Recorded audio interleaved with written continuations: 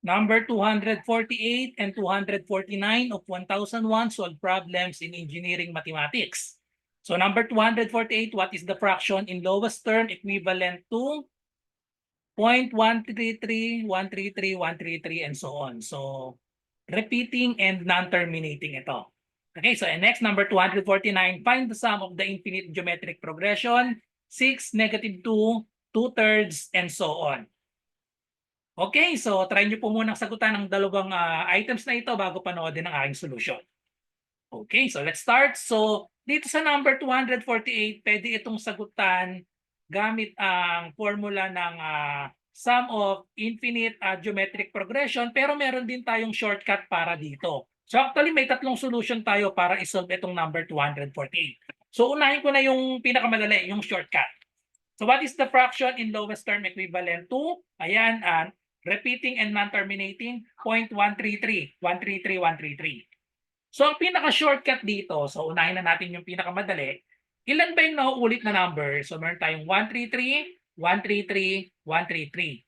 So ang shortcut dyan, kung ilan yung nauulit, so isulat lang natin yung nauulit na number, 133. Tapos ilang numbers yan? Tatlo. So automatic, ang sagot dyan ay 133 over 999. So ganun lang kasimple. So ang sagot na agad ay letter D. So ito yung shortcut. So kung dalawa naman, magiging over 99 yon. Kasi isulat nyo rin yung dalawang nauulit. Kung isa, edi over 9 lang. Okay?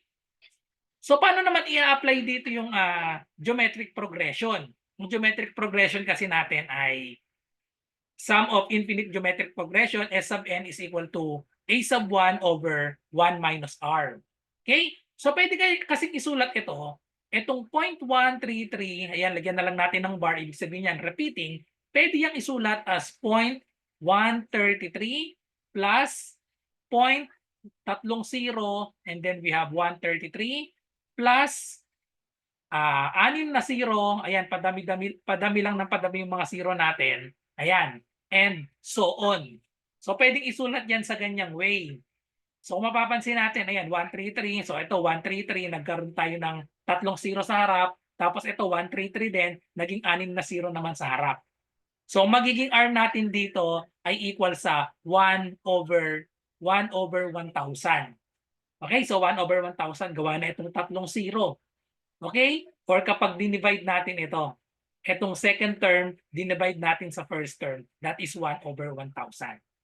Okay, so tapos i-apply natin dito. So therefore, we have S sub n is equal to A sub 1. Ang A sub 1 natin ay yung 0.133. So ito yun. 0.133, i-divide natin sa 1 minus 1 over 1,000. Okay? So therefore, we have ang 0.133, isulat natin as fraction, that is 133 over 1,000 over 1 minus 1 over 1,000. So pwedeng isulat yung 1 na 1,000 over 1,000. So magiging siyang 999 over 1,000 na pwede nating cancelin ang 1,000 sa denominator dahil parehas silang na-divide. So yun na yung sagot, 133 over 999. So kita nyo na ang haba ng solution gamit ang sum ng infinite geometric progression. Kaya mas maganda yung shortcut ang gamitin kapag nakakita kayo ng ganitong type ng problem. Okay? And then meron pa palang isa. So sabi ko nga pala, tatlo yung solution para dito. I-share ko na rin itong isa pang solution. Kung nakalimutan nyo yung shortcut, so ito yung another solution para sagutan ito. Ilet natin ang x as itong given na number, 0.133, 133, and so on.